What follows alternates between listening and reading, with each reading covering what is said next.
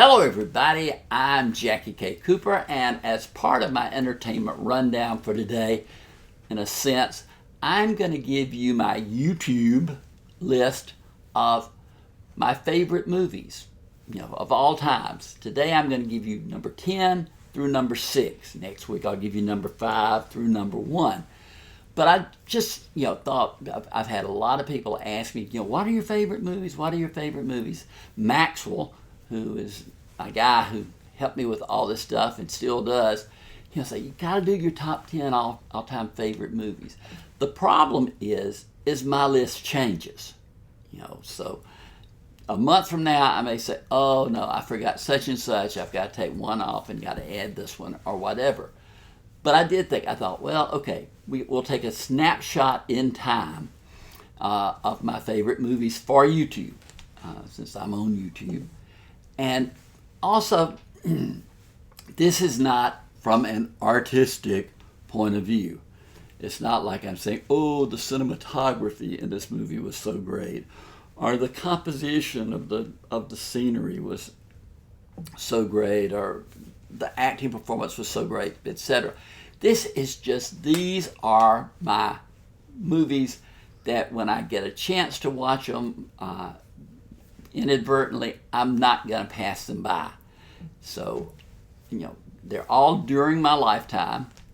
We go back a little ways. Like for the number 10 movie, the year was 1973. And I can remember this as clear as anything. I remember exactly where I saw this movie. It was at the Plaza Theater in Warner Robins, Georgia. I was by myself. My wife wouldn't have gotten near this movie with the 10-foot pole. And William Peter Blatty had written a book called The Exorcist. And it had been translated into film. And I'm sitting there, and I remember sitting in that seat, clutching my popcorn in my Diet Coke, and thinking, why am I here? About the time Linda Blair's head spun around about 15 times, because she played a 12-year-old girl named Reagan who was possessed of a demon. And I mean, for 1973, the special effects were unbelievable. When the demon was in the room, supposedly got ice cold. I felt that coldness. It was just unbelievable. Ellen Burstyn was in it. Max von Sydow, who just died recently, was in it. Jason Miller was there. It scared me silly. It really did. But, I have watched it since then, seen more of it, because the first time my hands were up over my face and I didn't see as much. But that movie holds up. It is still as entertaining, today to me as it was back then. I'm not a big fan of scary movies, but that movie, there was something about it, just the whole eerie soundtrack that was to it, the composition of the script, all those things came together to make my number 10, favorite movie, The Exorcist. Then number 9, this is an easy one. The year was 1977. And I heard about this new science fiction movie. I've never been that big on science fiction movies, but I heard that this one was, pretty good. It hadn't come out yet, but the advanced word was that it was good. It had Debbie Reynolds' daughter, Carrie Fisher, in it. Some young new actor named Harrison Ford.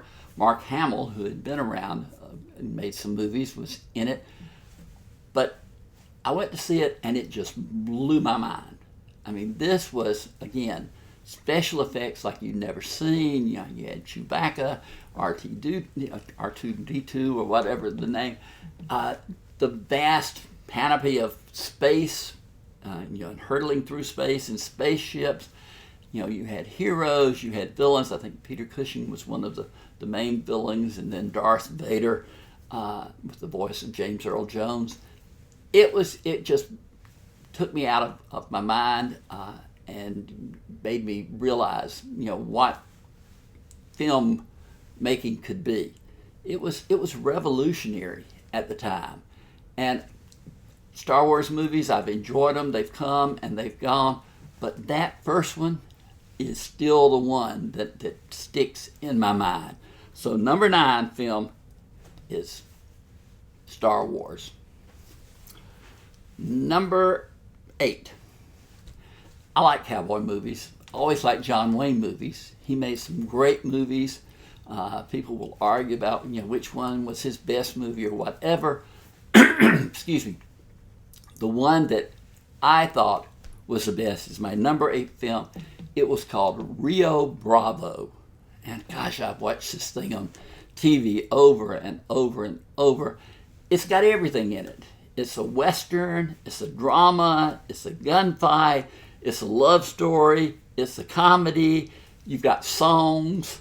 I mean, everything is just pushed together because it's got Dean Martin, who is a singer. It's got Ricky Nelson, who's a singer. It has Walter Brennan, who is one of the best character actors who ever lived. If you're not familiar with Walter Brennan, then you've missed out on a lot. And then at the top of the cast, you've got John Wayne as the sheriff, John T. Chance, and then the woman who happens to be in town and falls in love with him, played by Angie Dickinson. She plays a woman named Feathers. But it all melds together. It's everything. And when you watch it, over and over, it just moves. Everything is connected to move to the next spot, to the next spot. And it's just one of my favorite films of all time. So, number 8 is Rio Bravo. Number 7, some of y'all may never even heard of. But this was 1959, and Elizabeth Taylor, the actress, was at her height. She was one of the most beautiful women God ever created. And she was making hit movie after hit movie after hit movie. She was famous. She was a celebrity. She had multiple marriages. But the woman could act. I mean, she was a good actress, and she was gorgeous. And she came out with a film called Suddenly Last Summer. It was based on the Tennessee Williams play, and it was about a young woman who was asked by her cousin to go with him to Spain for the summer. He usually went with his mother, played by Katharine Hepburn, but for some reason she could not go that summer. And while they were there, he died. And the cousin comes back telling what Katharine Hepburn's character says are just, wacky tales of what happened. And she wants Elizabeth Taylor's character to be pronounced insane and to have a lobotomy, where they go in and remove portions of the brain. That was the premise. And then the movie goes into what really happened. What happened when suddenly last summer, Sebastian, the cousin, died. And she is great in this film. I think she and Katharine Hepburn both got Academy Award nominations for Best Actress for this film. Montgomery Clift is the doctor who is trying to get to the basis and to protect her from having to have the lobotomy. And, where his bosses are telling him, you need to sign off on this and let's get moving. But just an amazing movie. I've seen it over and over and over again. And it's, again, one of my favorites. Elizabeth Taylor, had to be an Elizabeth Taylor movie in here somewhere. Number 6. This is the last one we'll talk about today. But the year was 1988. And I went to see a movie titled Die Hard with Bruce Willis. It also had Bonnie Bedelia, who was one of my favorite actresses over the years. She played his wife. He goes to where she's at a big corporate Christmas party.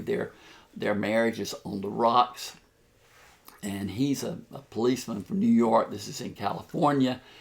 And then suddenly, terrorists, I guess you would call them that, or bad guys, take over the building. And he somehow manages to get away from the party. And then he is working to to thwart the villains and to rescue his wife and all of the people who are involved. And it had Alan Rickman. Let me make sure I get his name. Hans Gruber. Oh my gosh, that was a great villain. Alan Rickman just reeked of evil in his role. It also had Huey Lewis, who was just famous as a singer. Huey Lewis and the News was his group, and he was one of the bad guys. They had a whole assortment of bad guys, and it takes place over, it's the Christmas season. People have said to me, some people tell me this is their favorite Christmas movie, and I don't even think it is a Christmas movie. Yes, it's a Christmas movie. It takes place over Christmas. Bruce Willis is at his, carefree, competent self. He just, he's going to come out on top because he's smarter than they are and he's braver than they are. And it's got fantastic scenes of him, waging war against these villains. Oh, gosh, I love that movie. So, you need to, if you haven't watched it lately, you need to dig it up and watch it again. So those are my 10 through 6. 10 was The Exorcist, 9 was Star Wars, 8 was Rio Bravo, 7 was Suddenly Last Summer, 6 was Die Hard. Those are that list of favorite movies. Next week, like I say, we'll go with 5 through 1. You can be thinking about whether or not you can imagine what I'm going to be saying. But send me your list. What your 10 favorite movies are. Let me know what you're thinking. It'd be interesting to know what, I'm talking about, again, not for, any special talent or whatever, just the movies that you enjoy, that you like to see, that you would want to watch over and over. But for today, this has been Jackie K. Cooper's Entertainment Rundown with my YouTube list of my favorite movies.